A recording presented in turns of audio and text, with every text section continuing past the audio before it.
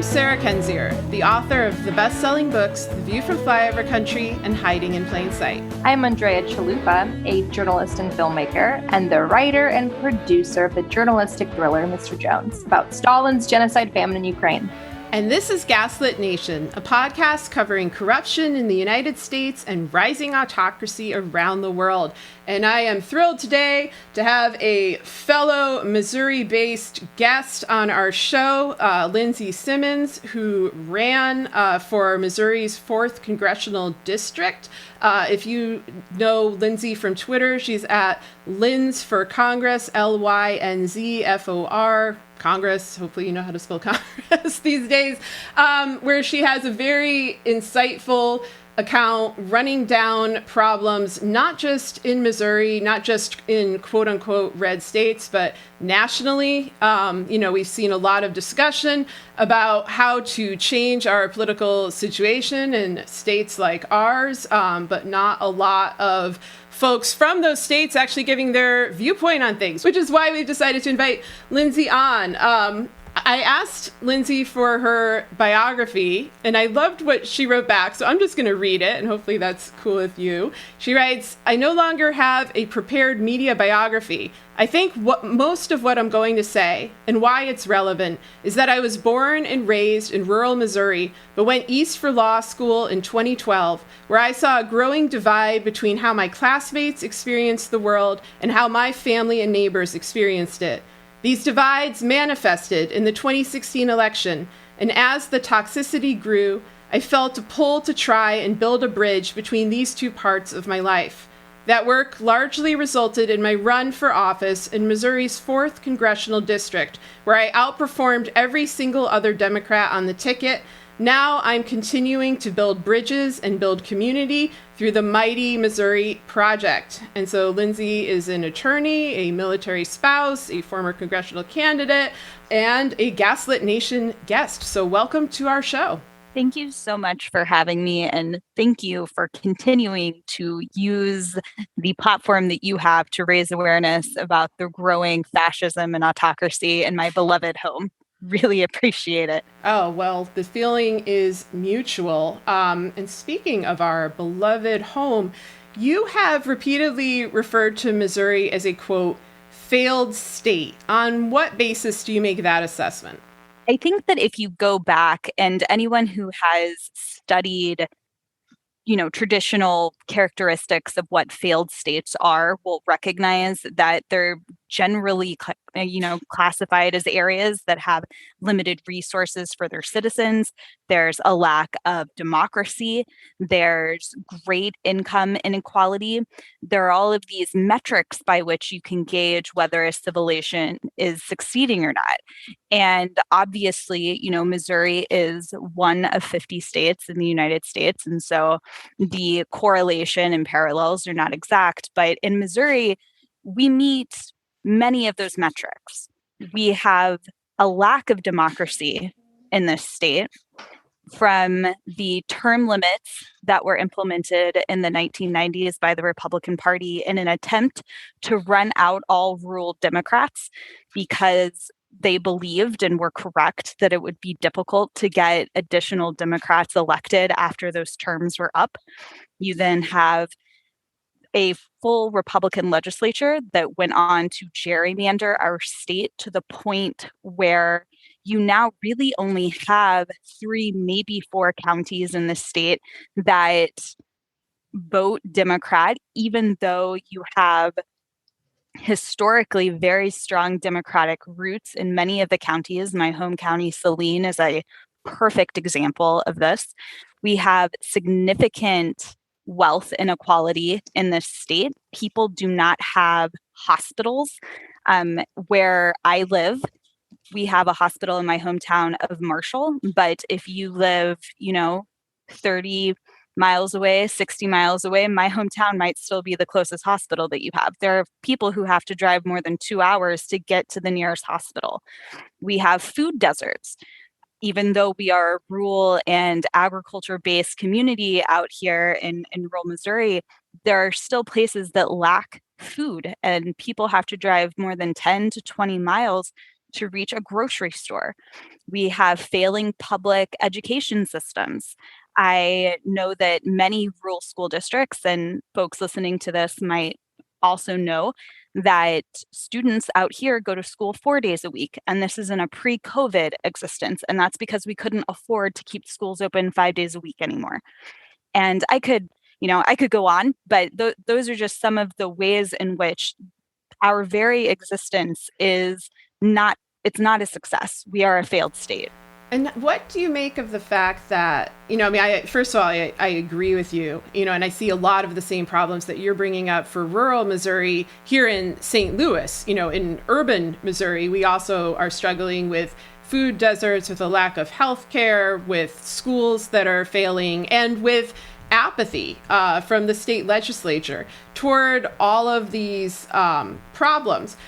What do you think of the fact that, as a state, we seem to recognize this. We seem to be united in our disgust, united in our disillusionment. And when it comes to actual ballot initiatives, things like the Clean Missouri, elimination of dirty money in politics, raising the minimum wage, medical marijuana, protection of labor unions, so on and so forth, those ballot initiatives tend to pass statewide, including in Republican districts. But we still have Republicans winning the elections. How do you explain that contradiction?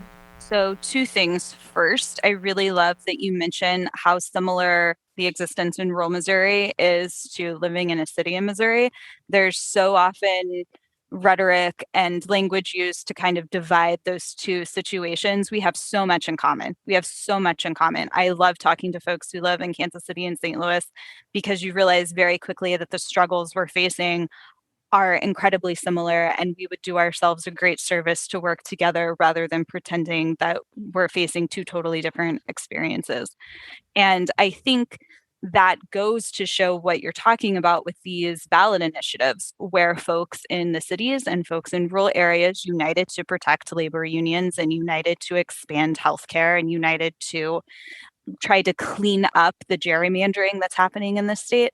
And to the question of why is it that we can vote on progressive ballot initiatives, but then vote for regressive politicians, the answer to me is kind of simple, but it has a lot of problems baked into it, which is that when people have to think about the issue, it's a little bit more easy to go in a more progressive direction because progressive policies tend to help the most people. And most folks want to help other people and they want to help themselves. When you look at politics and just see an R or a D behind someone's name, that's when the polarization and kind of the cultish following happens. And that is why we continue to elect folks who work against the very measures that we've also voted for. And I think a really great example of that, merging back into what we just talked about with Missouri being a failed state, has to do with Clean Missouri, the effort to reform gerrymandering and to get money out of Missouri politics. I don't know if a lot of people know there used to be no contribution limit in the state of Missouri. You could literally donate as much money as you wanted to. It's one of the reasons that Missouri is, I consider it to be the capital of dark money in the United States. And Clean Missouri worked to reform that. It passed by over 60% of the vote in 2018. So, of course, in 2020, the Republicans decided that they needed to put it back on the ballot and try and get a hold of it. And they did it in one of the most disingenuous ways. And it ended up in court, where the court actually said that the language going onto the ballot was misleading. And indeed it was. And so they had to rewrite part of it. And it passed again with this bad language now, kind of stripping the good work that was done in 2018. But Republicans weren't satisfied with their new victory. And in the legislature in 2021, so just a couple months ago, they actually introduced bills saying that the language passed by the legislature is exactly what goes on the ballot. They tried to pass a law saying that the courts could no longer change that language because that is what had gotten them into trouble previously. And then they went so far as to try and change the way that judges are even appointed in Missouri courts. Missouri, for a long time, has had a nonpartisan court plan, and they tried to reform that and allow the governor, the Speaker of the House, and the Senate pro tem to just select who's on the courts now. And just kind of circling back to the very beginning, one of the features of a failed state is one where the political and economic system is just so weak that the government itself isn't in control. And instead, what we have is one political party in control. And we are a one-party state here. And all of these things, wrap into one, but it makes it diminishes the power of the people, and it makes it even more difficult for them to pass better progressive ballot initiatives like we have in the past. Yeah, absolutely. I mean, I think a defining feature of living in Missouri is that sense of loss of representative democracy, that we make our voices heard, we come out and vote, and what we want is overturned, and we don't have representatives that even have a pretense of speaking or acting for the public interest. And I think you nailed it on dark money. All the way back in 2006, there were legal studies, as I'm sure you know, of Missouri and its dark money problem, saying that even quid pro quo corruption is essentially legal in this state. We were the innovator here. We preceded Citizens United. And in my book, In Hiding in Plain Sight, I referred to Missouri, for that reason and for others, as the bellwether of American decline, as a state that functions as an early indicator of national trends, much as we used to on an electoral level, where historically, Missouri was always the state that picked the winner of the national election and was always sort of seen as a middle ground. Now we're kind of like a harbinger of doom. Do you agree with that theory? That Missouri is a harbinger of doom? Oh, that it's setting the national tone, that it's maybe like an early indicator. I 100% agree that Missouri is the bellwether of the nation in every way possible. And in this case, it's not positive. And I think that Missouri gets overlooked for a number of reasons. I mean, not to go too far down the rabbit hole, but it really dates back to the Civil War. So I'll share a story with you about Missouri public education here. I was taught that Missouri was a southern state that seceded from the Union during the Civil War. And when I went east for school, everyone told me that I was stupid and Missouri never seceded. And I think that has a big role to play in how Missouri functions. Missouri, for a long time, has acted in a way as if though it does not have to follow federal law. And it just blithely does things, and the federal government doesn't really pay attention to it. Again, dating all the way back to the Civil War, people don't pay attention to Missouri. They think it's one thing, and in reality is much worse than what is, or what has happened in other places.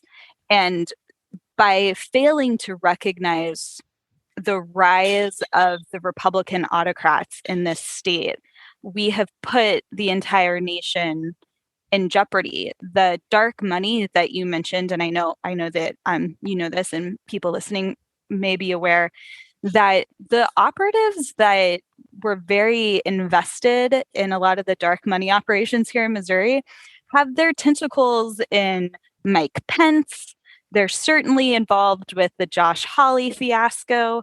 They, stretch far and wide, very invested in what Trump is doing, down to some of the Georgia Senate issues, and dating back for decades now.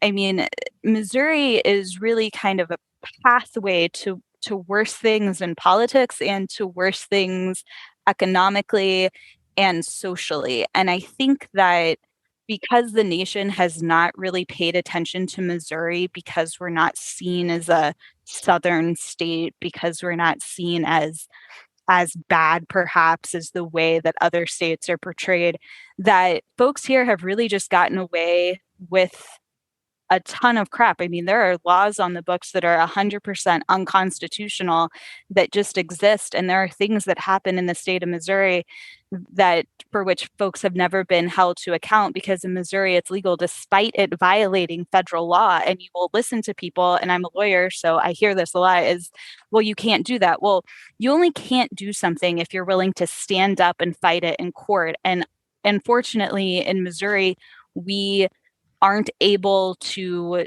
do that at the rate and with the breadth and scope that we need to in order to fix the problems here right now. Yeah, absolutely. And that's a lesson that I hope people take to heart when they're looking at things nationally, is that, the idea that something can't be done because it's, quote, illegal doesn't really matter when you have a anti-constitutional executive branch that will literally rewrite the law so that laws can no longer be broken as long as they're the ones breaking them. And on that note, I, of course, have to ask you about Josh Hawley, our senator, the violent insurrectionist. The fiasco. The fiasco. What's your take on Hawley, both his prior actions and his ambitions? Joshua Hawley is a counterfeit senator and a counterfeit human. I have a lot of feelings about Joshua Hawley, which I'm sure folks know because I've explored him at depth on Twitter and other places.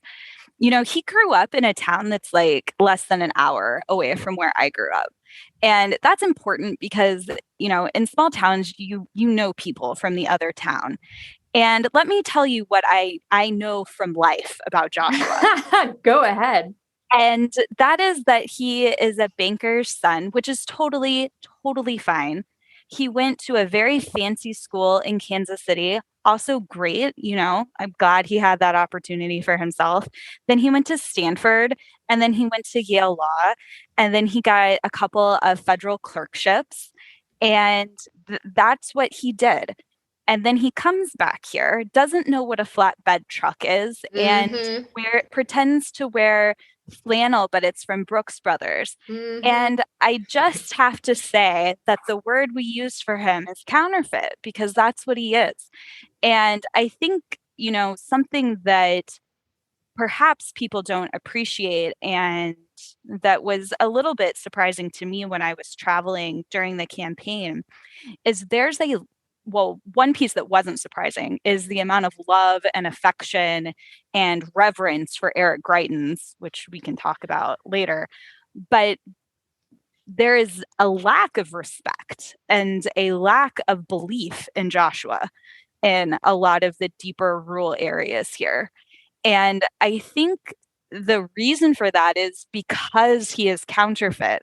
He started out his career here in Missouri, coming back after working for a law firm, getting a job at Mizzou. And he immediately started I think it was the Missouri Liberty Project, which was really a vehicle for him to go speak to every Republican group of every county in the state and campaign for his AG seat without him having to file the documents to do so, which, yes, is illegal. And when he went on that speaking tour, he basically told people that he argued the Hobby Lobby case in front of the Supreme Court and that he beat President Obama. He even put this in a campaign ad of himself. And also happy to source this should anyone require it. And what you can find out, because it's a matter of public record, is that Joshua was not even admitted into the Supreme Court until after the Hobby Lobby case was over. So there is zero chance, any possible way that he ever could have done the things that he went around telling Missourians that he did. He then says he's not going to be a typical politician. He's not going to climb the ladder. Puts out a video again of like a bunch of ladders coming down in some weird Inception-like commercial. And weeks after he's elected, like before he's even sworn in, already has a DC firm lined up to run the attorney general's office to focus on sex trafficking and China, which are the two issues they thought would help propel him to the United States Senate. And everything about him is calculated. He knows exactly what he is doing. You cannot believe a word out of his mouth. He is not a person that understands the concept of loyalty. But beyond all of that, I think what's really important for people to understand is that he is a true believer in this kind of Christian fascism. He truly believes that the only way to be a good politician is to create a government in the way that the Lord would want him to. And he writes about this extensively from high school. I mean, he wrote for the small Lexington newspaper. He writes about this when he's at Stanford. He writes about it at Yale. He writes about it before he comes to Missouri.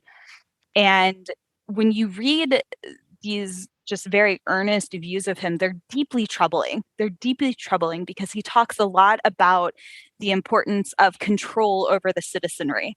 And he talks a lot about manifesting his belief as what the government should be. And when people speak like that, those are people who are not embracing democracy. Those are people who want authoritarianism to thrive. And we saw that from him on January 6th. We've seen it from him, frankly, before that as well. But you'll continue to see that from him because it's not just an act to try and sway the Trump base. It is something that he believes in earnest and has written about since he was a teenager. And frankly, the kind of ironic part about him seeking the Trump base is that he's so counterfeit and isn't actually the country boy he says he is. So he will never win over that cult of personality, ever. So he is going to have to, I think, try and find a different path. But he's extremely dangerous. I mean, he installed one of his lawyers, one of his counsel in his Senate office, is now one of the FEC, one of the 6 members on the FEC overseeing election rules. But tracking his people and where he places them is really important. And I find him to be incredibly dangerous. And I find him to be more than just the joke that a lot of people take him for. So who's backing him, like on a national level? Do you know what his connections are to, people within Trump's circles, people within higher echelons of the GOP? One tie that he has that's pretty strong is to Peter Thiel. The tie goes back to his days at Stanford. Peter Thiel was the founder of a journal that Josh wrote on and then helped fund. I believe that he helped fund Josh's project at Stanford to help rewrite curriculum, which should strike some bells, as he is currently very against, learning actual history. Mm-hmm. But when he ran for attorney general, Thiel gave him a very sizable donation. He maxed out to him in the Senate race and launched a probe against Google when he was AG. And so I think that connection is one that people should really pay attention to. Yeah, it seems ironic given that, he goes on and on about the dangers of big tech. And there are fewer people, at least in my view, more dangerous in that respect than Peter Thiel.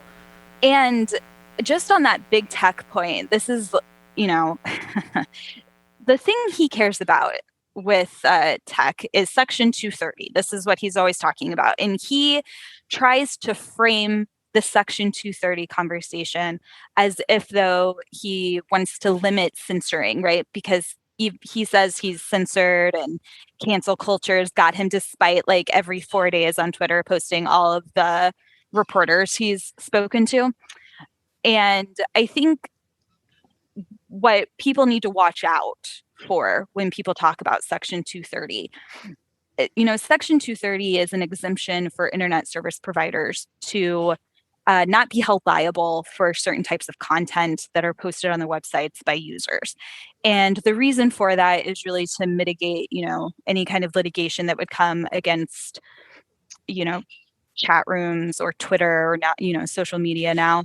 And the reason for that is because if platforms had to regulate all of that, the thought is that there would be less free speech, actually, not more, because companies would be much more discerning over what appears on their sites. And the reason that Hawley wants to get rid of Section 230 is precisely for that point. It goes back to his whole authoritarian worldview, which is that, if you don't see Black lives being murdered by the police, if you don't see graves being dug for the hundreds of thousands of people who lost their lives to COVID, if you're not able to watch a video of a person in your town protesting for their rights, if you're not able to see it, right, then you don't know what's happening. And if he can shut down the internet in that way, if he can shut down our sharing of videos, if he can shut down the people's ability to communicate with one another across broad spanses of geography, then you harm and really weaken the power of the people. And if you do that, authoritarianism is a lot more possible. And I think that that's really what he's after, frankly. Well, I'm glad you're bringing that up, because I do think people tend to minimize the threat, both in terms of actual policies that he's capable of enacting, but also this broader autocratic vision.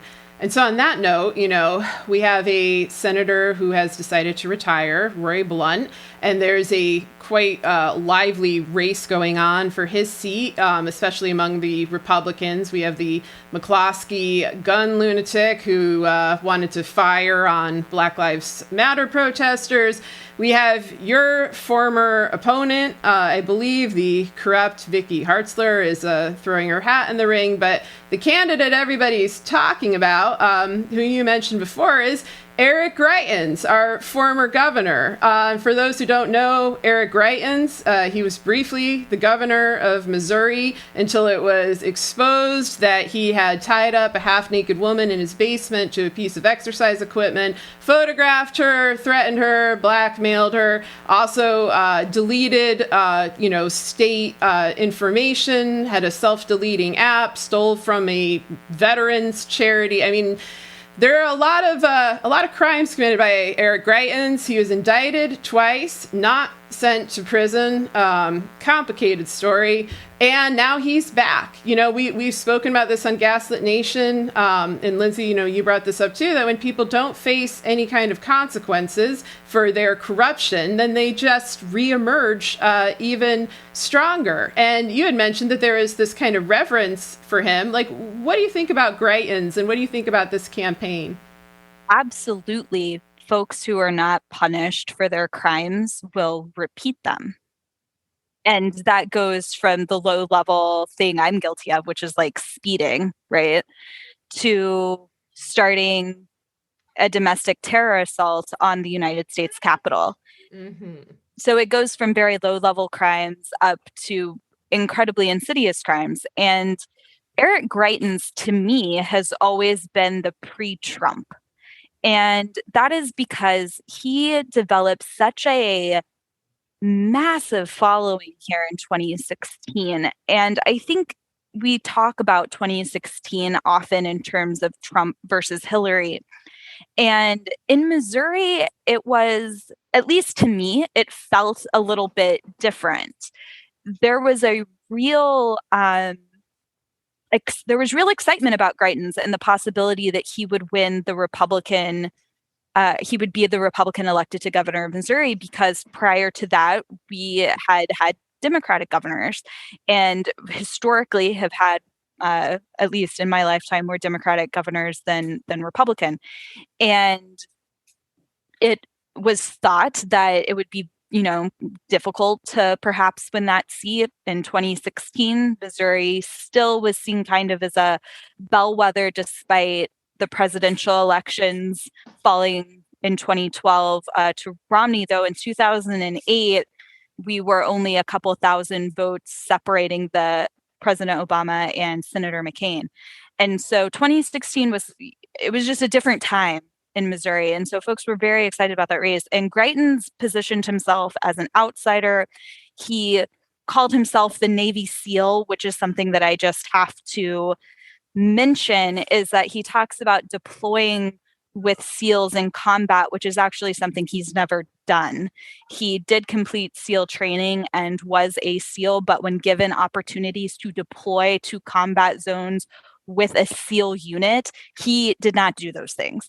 And veterans and members of the team have come out and talked about his fraudulent claims for what they are, in addition to all of the crimes, as you laid out, that he's committed. And so he's elected. The Republican legislature at the time moved to impeach him. The Attorney General, Hawley, went to prosecute him, though I always viewed that as more of a political necessity for Hawley, because Greitens has always been much more likable than Hawley. And frankly, they fill kind of the same lane. They're younger dudes who went to fancy schools, who, came back and are trying to do the politics game, kind of both unknowns, not really institutional political families like we often see here in Missouri. And so, yeah, Greitens is back because no one ever prosecuted him. He can still pretend to be the outsider despite being the governor of the state of Missouri previously. And people love him. They really do. The affection for Greitens is much more genuine even than you hear from folks talking about Trump.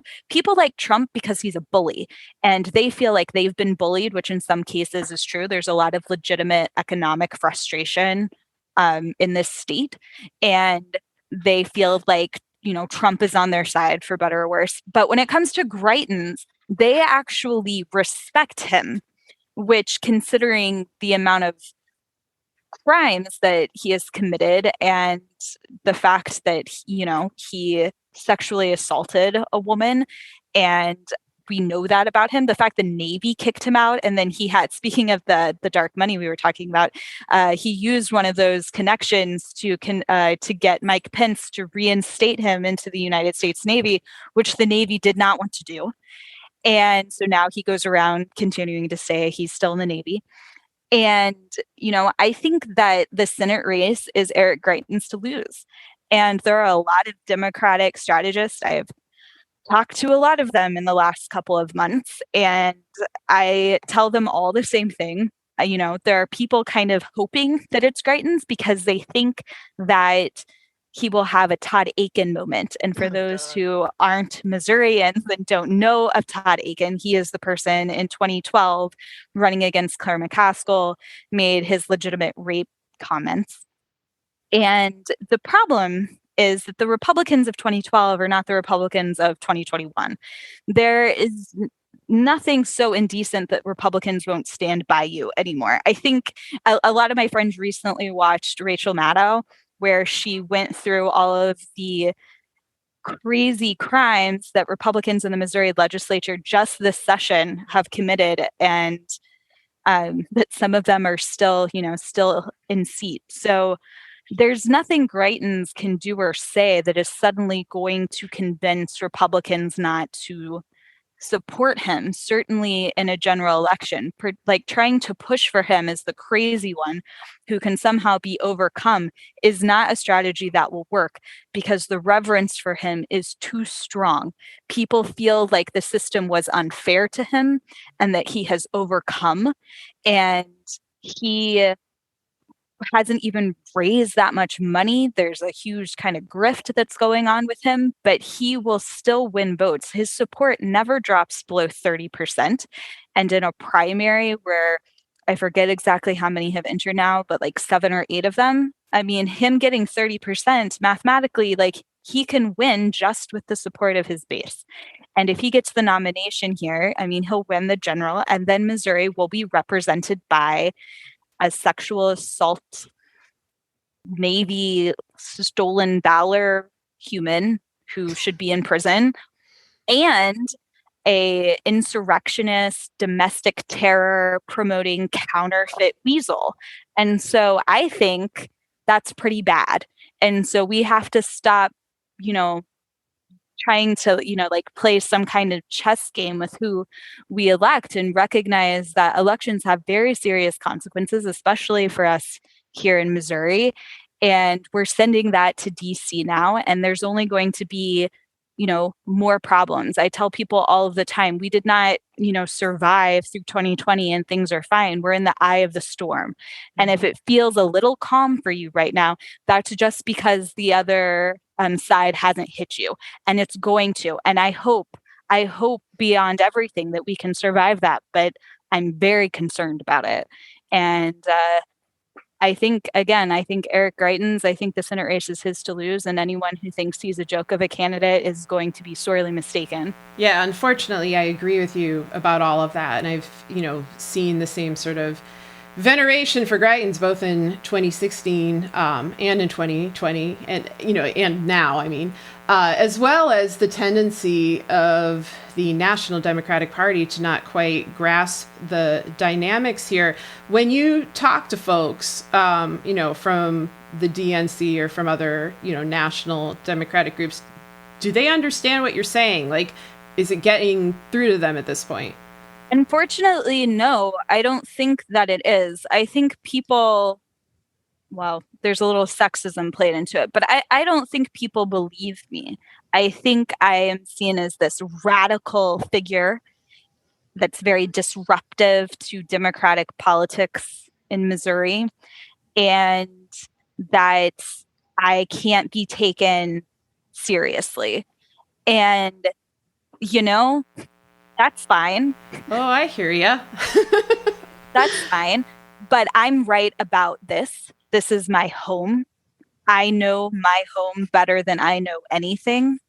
And when you have people who till this day have Trump flags flying high, who have taken their American flag and flipped it upside down as a sign of distress, and this is in military country, Missouri, that is a big deal.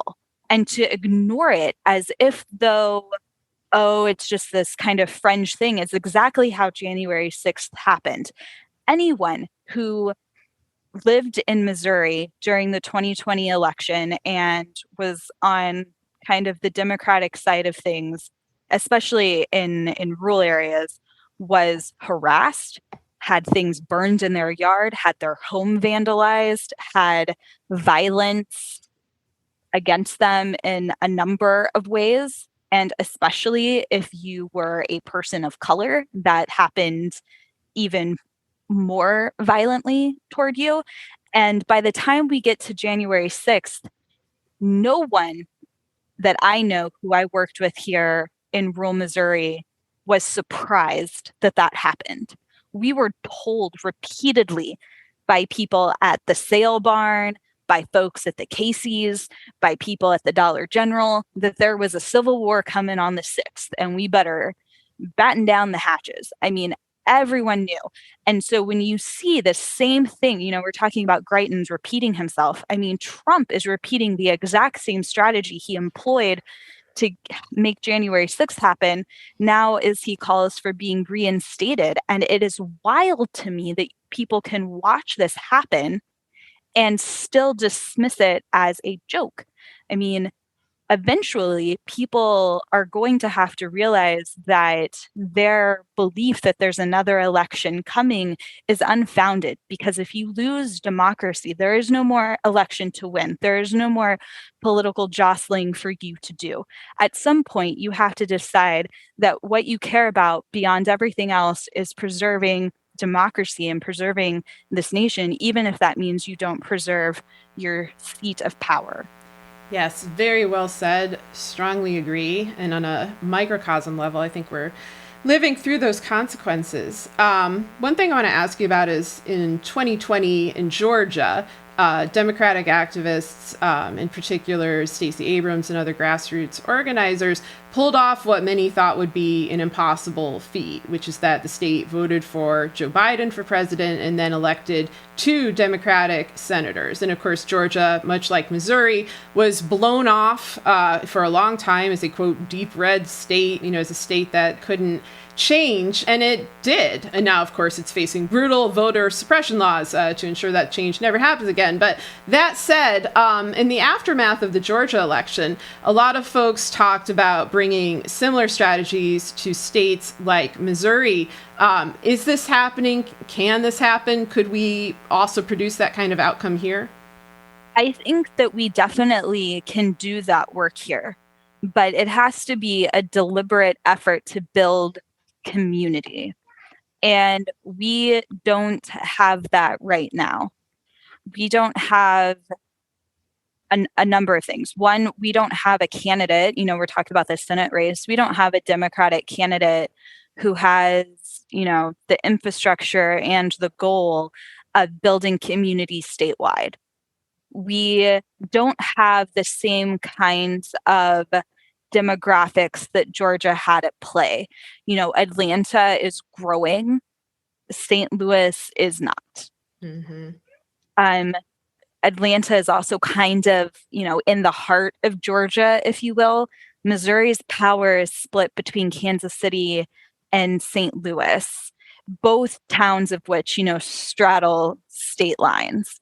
And so some of that power and some of the interest, for Democrats goes to Illinois or to Kansas, which is actually experiencing its own kind of comeuppance. It's certainly more friendly to Democrats right now than Missouri is, which used to not be the case.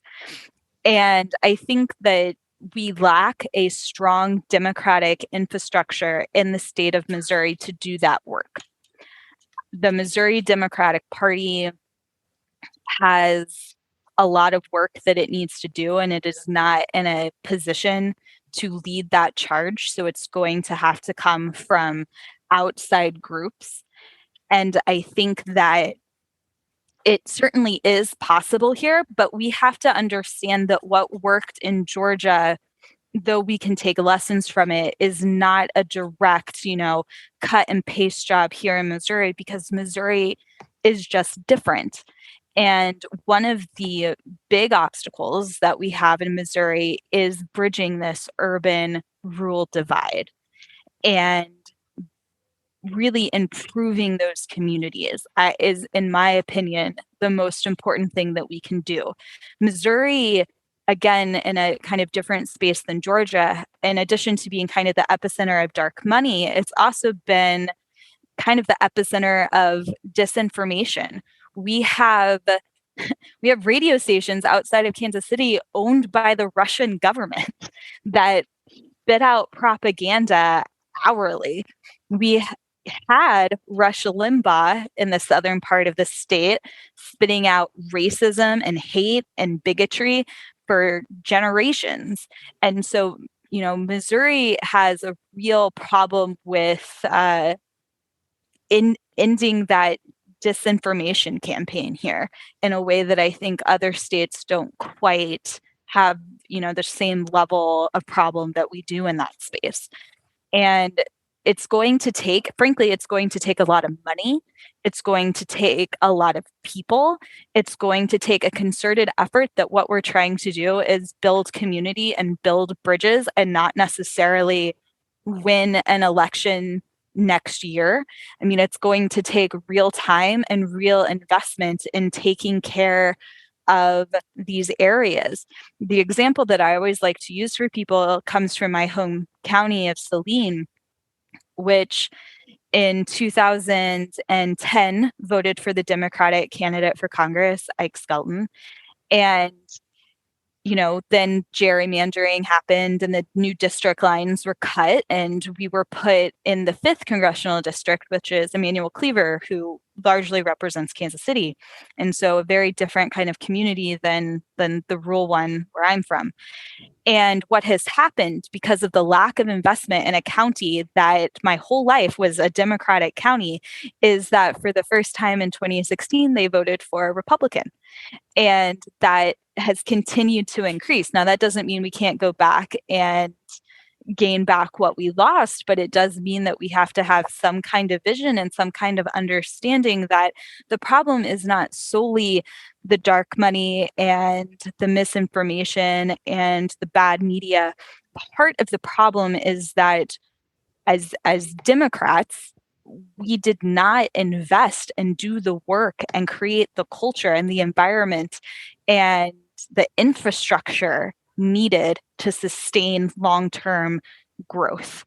And we're experiencing the fallout from that now, where in 2022, there's really not an exciting Senate front runner. We don't have anyone running statewide for auditor now.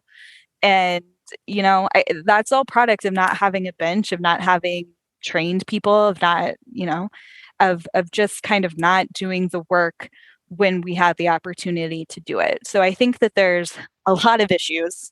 There's not just one, and there's a lot of work to be done. And it's only going to be done if all of the organizations in Missouri work together and if all of the people and various communities work together, because that's the only way we're going to come out of this, truly. And we're going to have to do it ourselves because there's no national group that's going to decide like, hey, you know where I want to go? I want to go to Missouri. That's not going to happen. It's just not. And so we have to do it ourselves, and we have to do it together. Yes, you can't see me, but I'm giving you a standing ovation right now. That is absolutely right.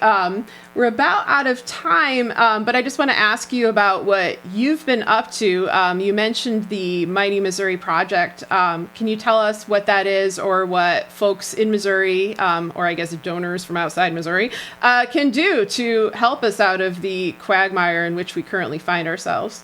Well, I'll just say this. If anybody wants to drop like $5 million into this project, we can get this ship turned around real quick.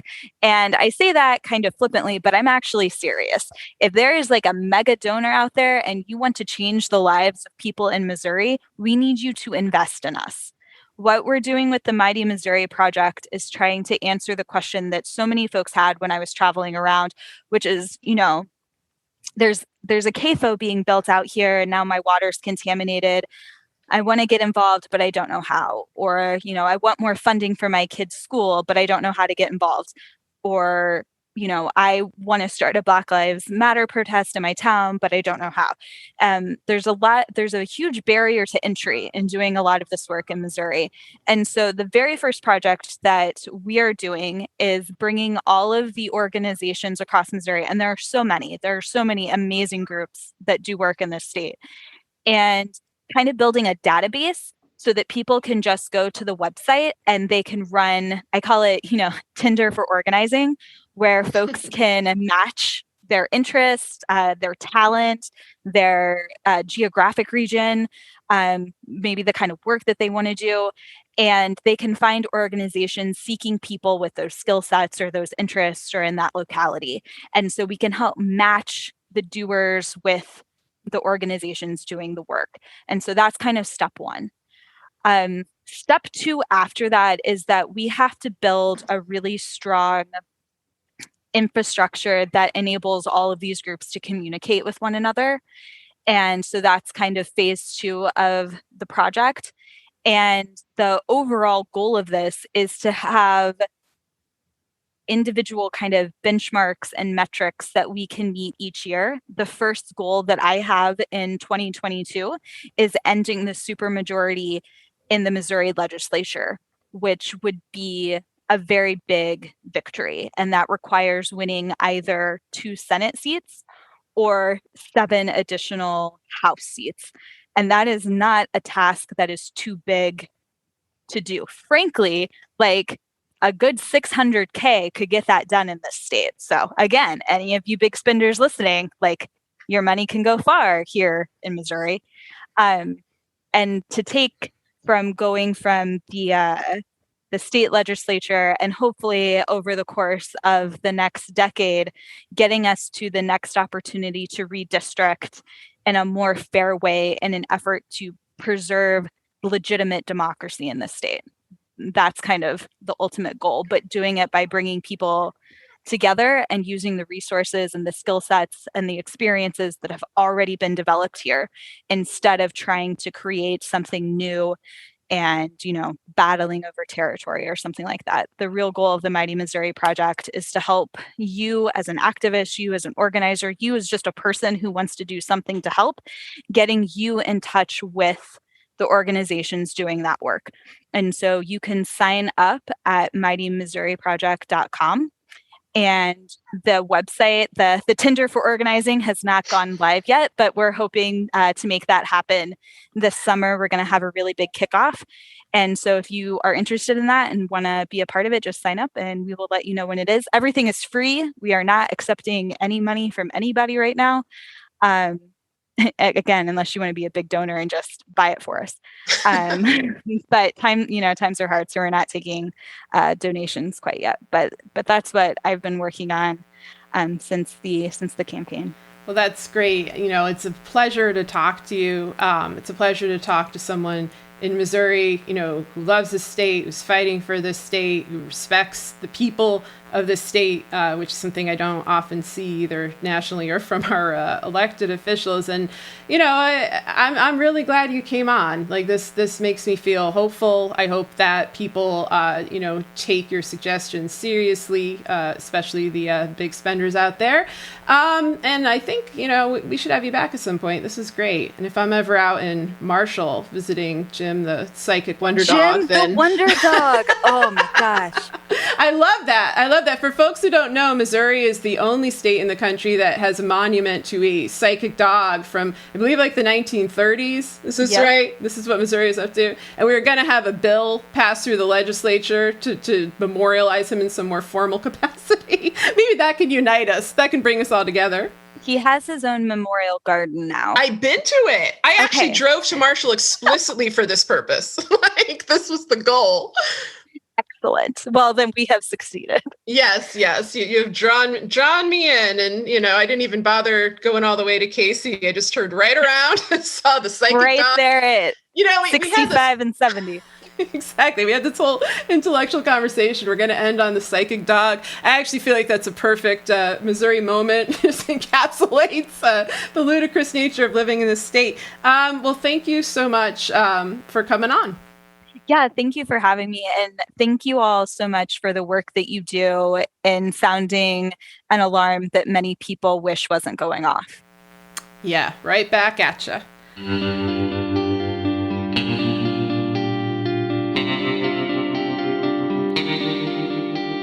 Our discussion continues, and you can get access to that by signing up on our Patreon at the Truth Teller level or higher. We want to encourage you to donate to your local food bank, which is experiencing a spike in demand.